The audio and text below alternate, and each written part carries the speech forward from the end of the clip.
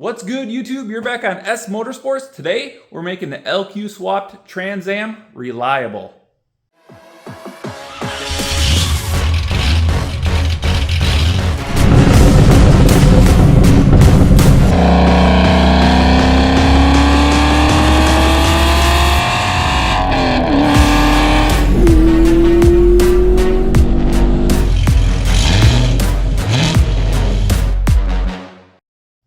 Alright guys, like I said, today I'm going to be installing a piece of equipment that makes the LQ4 swap Trans Am reliable. And what do I mean by that? I mean, we are going to be putting in an Accusump.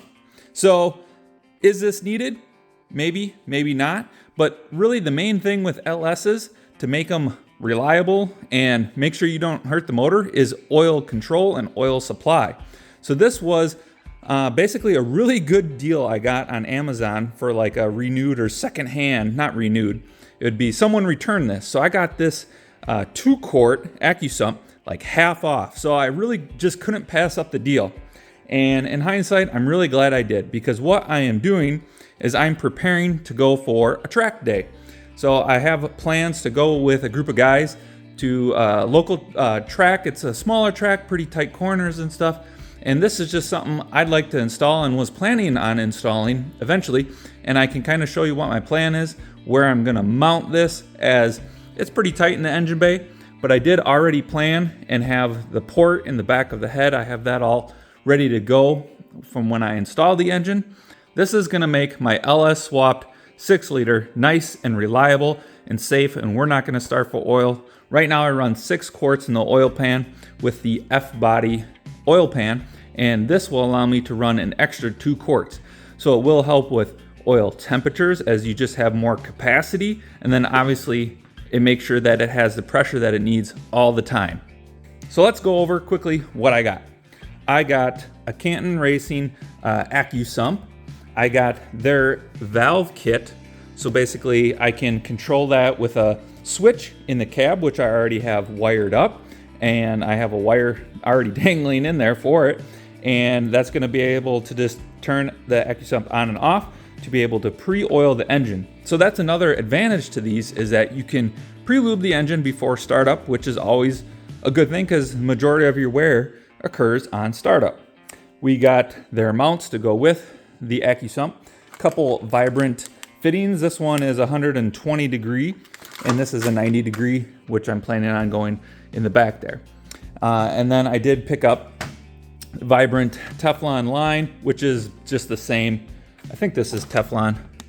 Nylon braided. Okay, no, this isn't Teflon line. So I just got normal line for this, which is fine for oil. The fuel system, I got Teflon coated line or whatever, but this is just normal braided stuff. Fittings are a little cheaper too. So my plan is to route from the back fitting on top of the block there. I have a nice big connection. I'm going to remove the windshield washer motor because I have a new one for that anyways. I'm going to basically route it down in front, kind of along the Wonder Bar, and then my plan is to mount the Accusump basically underneath the battery tray. It looks like there's some decent space for that. We got to remove the tire and the fender liner so we can get access to try and mount the Accusump underneath the battery tray and work in there. And I think that is the first step, as I think the other routing should be relatively easy, and the wiring is going to be pretty simple too. So let's get into it.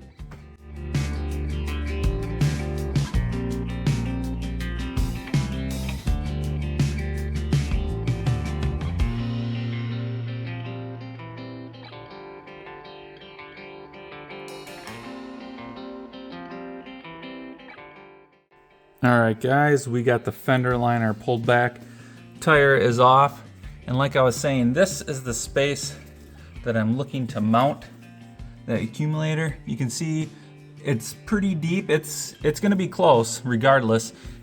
Basically, if I can get this to stick there, the accumulator is gonna stick all the way back here, and the fitting, I'm planning on having it kind of mount down like this.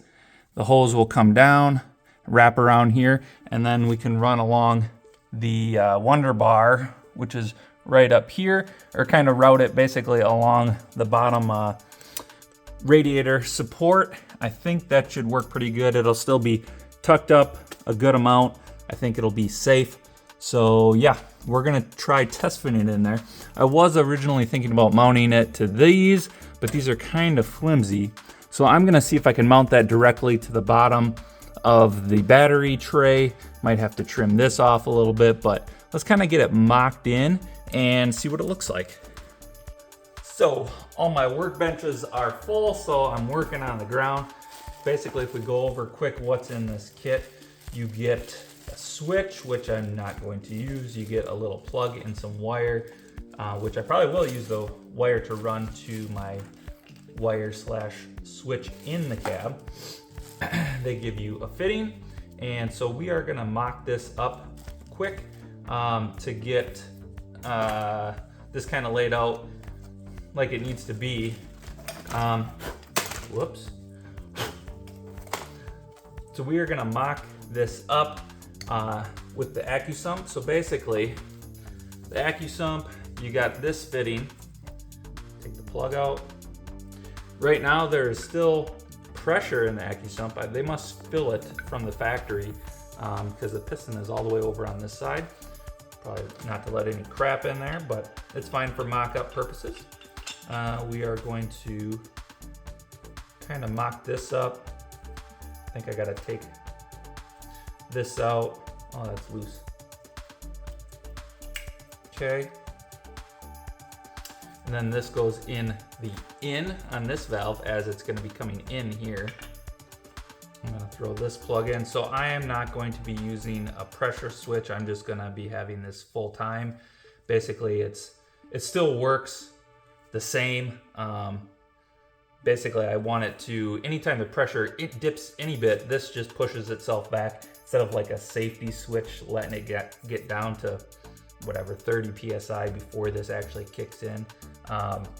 This is still basically like a bladder, so this will help with any pressure drops very quickly, keeping this open all the time. Let's open these mounts up. You got to make sure that it even says, make sure the support clamp is on these labels, because you don't want to crush the middle portion of the tube, because that's where the piston is sliding back and forth. If you change that a little bit, it's going to make a difference. Okay, I got the clamps semi-tightened up just for mock-up purposes. And so I don't know if I mentioned, but I am running 10 AN line. That's what I think you're supposed to run with these Accusumps to get the right amount of flow. And so this, you know, I have a 120 degree fitting. I may need something else, maybe even wrap back further. We'll see how this routes and everything with the hose that I have. But yeah, let's kind of get this positioned and see what it looks like. All right, guys, I'm trying to get you right in there. But if we feed this in, I think I might have to put some tape on this guy so I don't scratch it up. Hold on. There we go, that might help.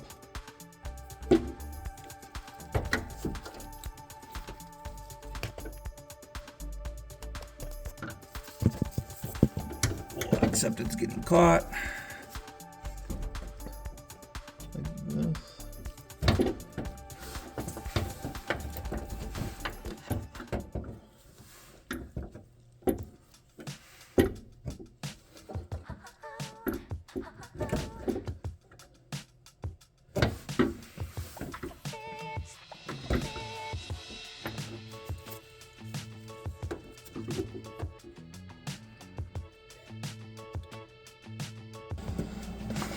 All right, what I did was I drilled one hole, really, basically it's almost in the center. There's a little divot there. I'm gonna mount the one bolt, kind of get it up. I did remove the light as well, so I have access on this side. I think I'll be able to kind of come off the bumper support to actually get a bracket or a little angle piece to mount the front clamps. And this is all for just mock-up. This will come back out, you know, when final install basically. Got to put Teflon tape and stuff on it all, but this is just to get my holes drilled and see how well this thing actually fits in here. So I'm just doing one hole for now in the front to try and get this positioned. And whoa.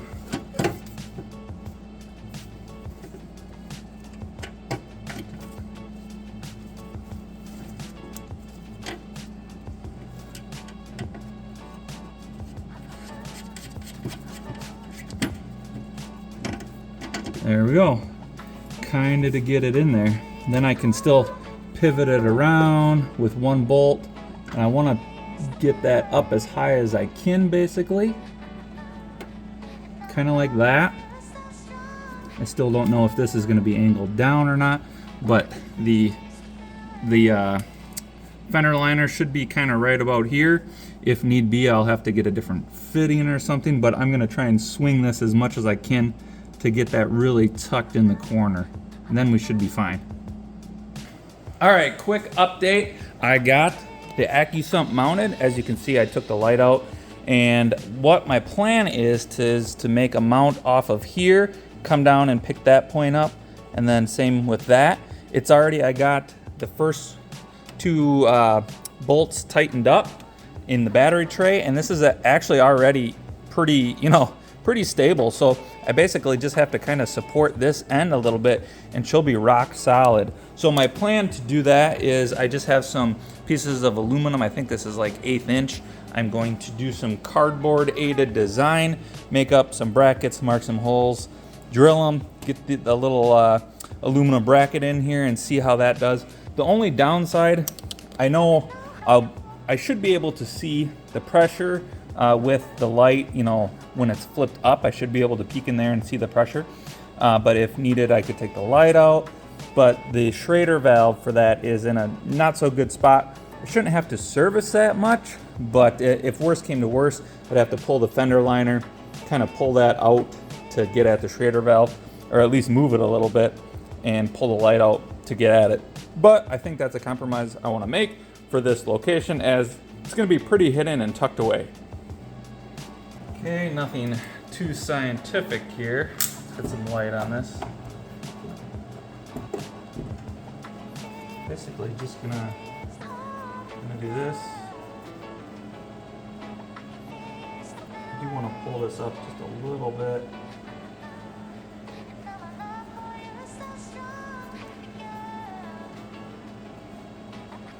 Look at that.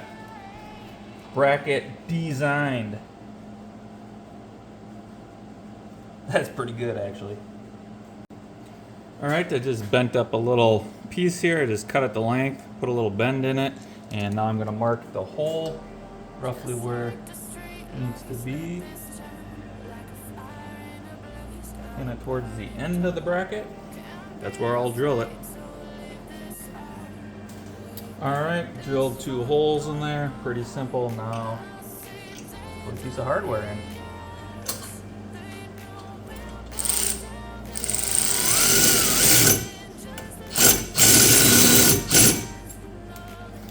Okay, with the impact and the tiny little bit, it just fits in there. I center marked it. I'm gonna see if I can get this kind of drilled here.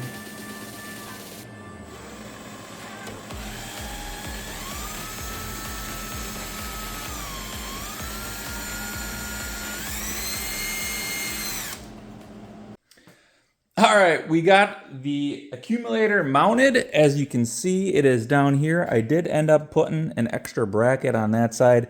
I mean, it is rock solid there. The only downside is that the Schrader valve is literally not accessible. So if I want to change the pressure or if it leaks out, I will have to pop the fender liner out basically and the headlight, remove these or loosen these bolts and slide that out to basically get it to recharge.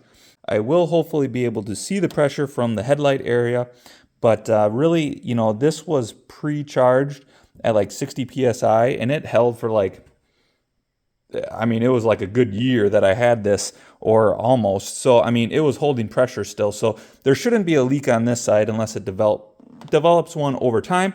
But I'm not too worried about that, as it will be a little bit of work if I need to get to it. But that's a compromise I'm willing to make. So next, we're going to be going to routing the hose and getting into the back fitting. I'll show you where I'm going to be routing it. So I am not sure yet if I'm going to have to remove this, as basically, let me get a light. So the fitting on the back right there, that is where I'm going. You can see the cap, and that is going to be difficult to get to for sure, but hopefully it's not too bad. But it's basically going right where the oil pressure sender would be, and I have that, you know, basically a stack of fittings to shoot my oil pressure sender off that way and this way. And my plan right now is to see if I can get the hose to route behind that, but I'm not sure. It might be pretty tight in there, so I might have to remove that, which I do have something different for the wiper motor in the future. But for now, I just would like to leave it if I can. So let's get the hose kind of laid out where we want to go and see if that'll actually fit.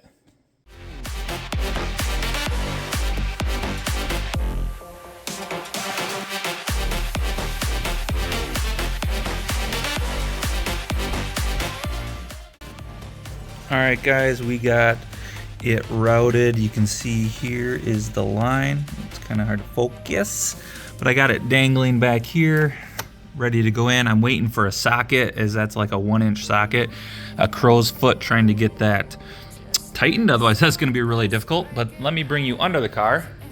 All right, now under the car, you can kind of see the routing we have going on. Focus, wrong thing. You can see the hose coming down. I'm gonna have to get some bigger zip ties to attach that a little bit better. Then I kind of got it routed past there, dies down, and then basically just tied up along, tied up along the bottom of the radiator core support. Bunch of them, so they're nice and secure. And then I have the rest of the hose dangling here. I kind of marked off where I need to cut it, but basically it's gonna come underneath here and basically just kind of dive right under this thing. I'm gonna have a clip kind of like right here to keep it off this, or like a quick edge and a zip tie or something here.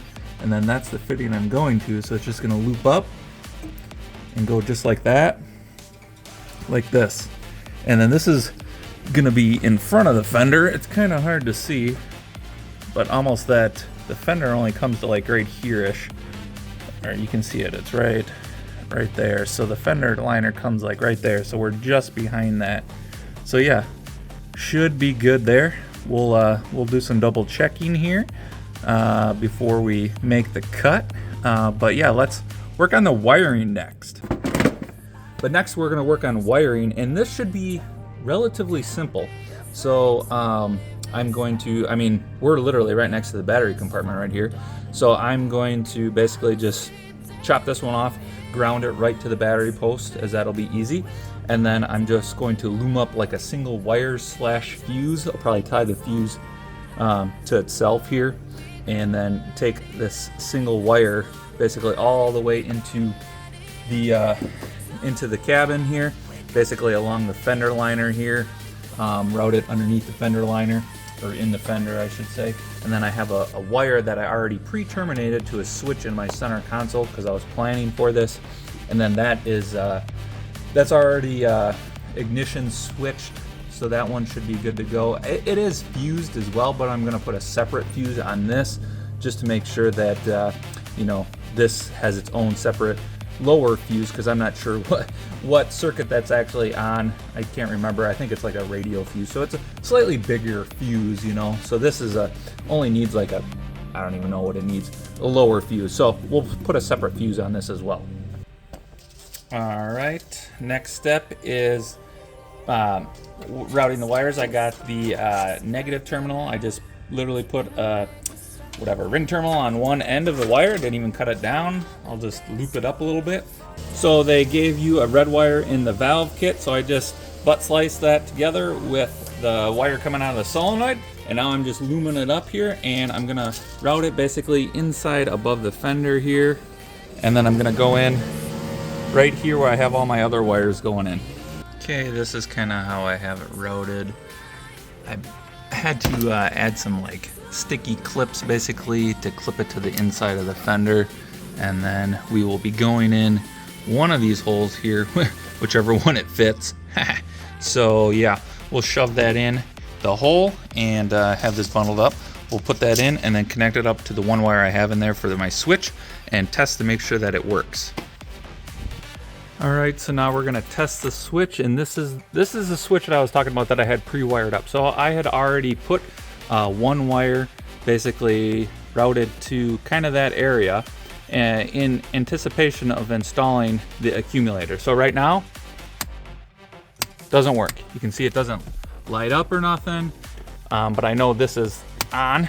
So now, put the key in. Fuel pump runs, radio comes on. Now we can switch it and you can hear the click. Hear that? Try it again.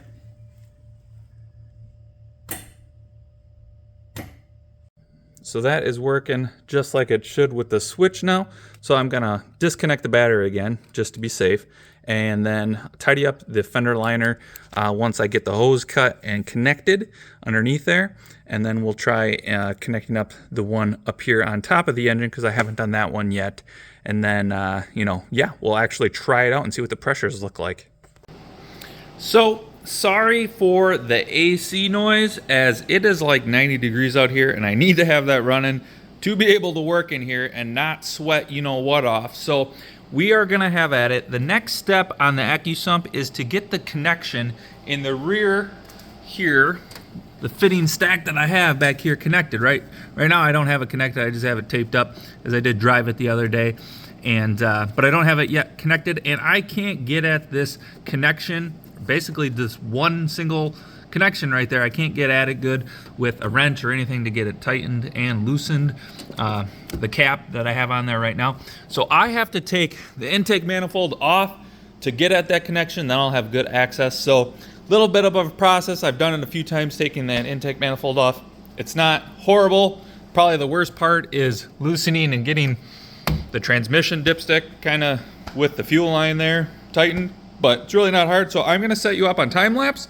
We're just gonna take it off, we'll make the connection and put it all back together, and then we can hopefully try and fire this up and get the 8 quarts in there and see how the Accusump works.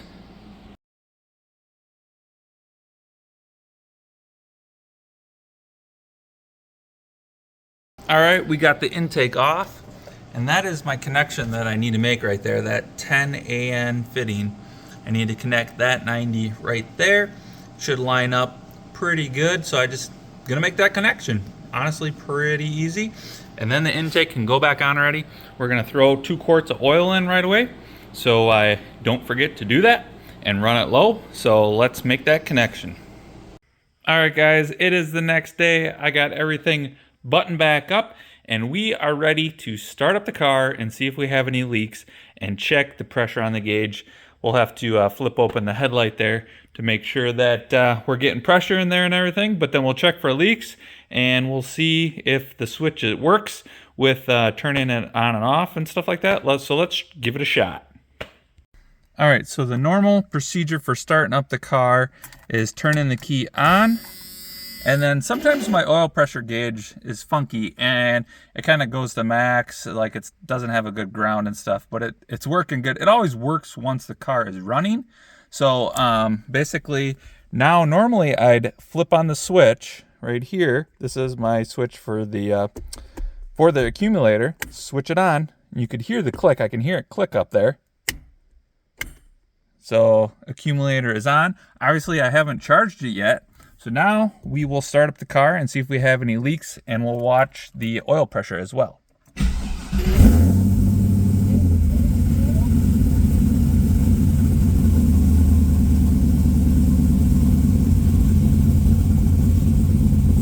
All right, let's see if we have any leaks. Oil's not dripping yet. That's a good sign.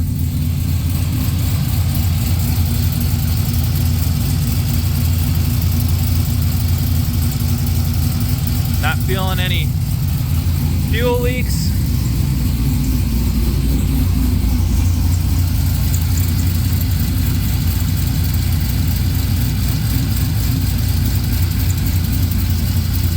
Nothing.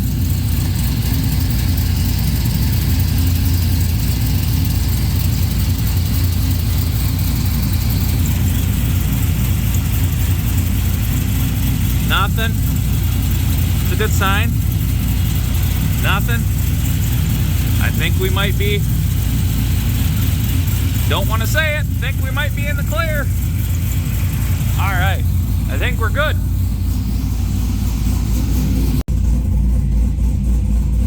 All right, so now to test it out, we're going to switch is on, obviously. Accumulator is on, we should be charging that up. So we're gonna rev it up, get the pressure up a little bit.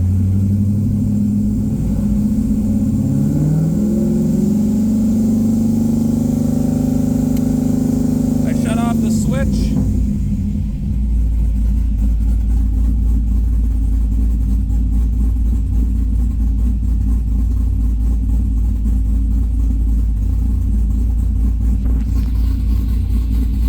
It's kind of weird that it's holding up there now. Okay, let's shut off the car. All right, it is coming back down.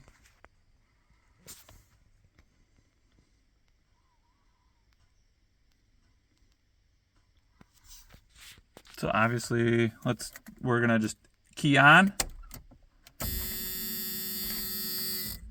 So we do have zero pressure again.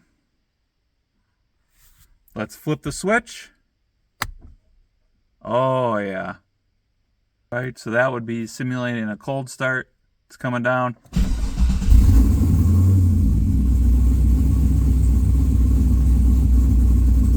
We're gonna do that one more time and look for leaks.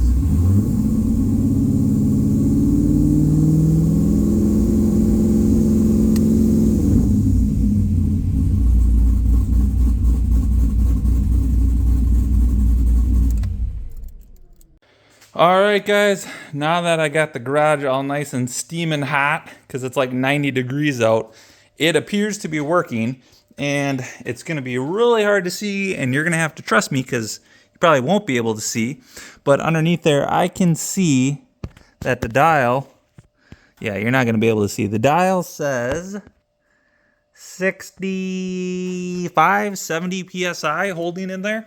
I don't appear to have any leaks, so I think we can call this a success. Yay! So guys, I think, like I said, it was definitely a success installing the Accusump, and I think this is gonna work good, being able to pre-oil the engine, and then obviously just having some surge control in engine oiling. And like I said, I am gonna be doing a track day coming up. It's actually in 1 week. So yeah, I'm very curious to see how it does. I'm going to be taking some logs, but I never really had oil pressure issues, but this is definitely going to help solve that. So I think the Accusump is working just like I intended. My only problem is I started developing a sound or a squeak in here, and I'm trying to find what pulley it is. It definitely sounds like a pulley, but I'm not sure which one it is. I think it might be the tensioner pulley for the AC, so I might replace that or get a new one just in case, as that's pretty easy to change, and the squeak is really annoying. Maybe if I just drive it a little bit, it'll go away. I don't know, but yeah, otherwise we're good to go. All right, so stay tuned as we have one more task to do before track day. I'm gonna be working on that this week, and then this coming weekend, hopefully install to help this thing make sure we cool properly for the track. So stay tuned for that one. Peace.